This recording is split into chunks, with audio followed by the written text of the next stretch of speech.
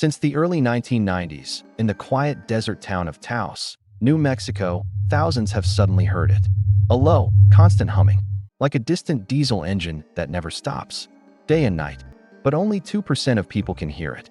Scientists arrive with the world's best microphones. They record absolute silence. Zero sound.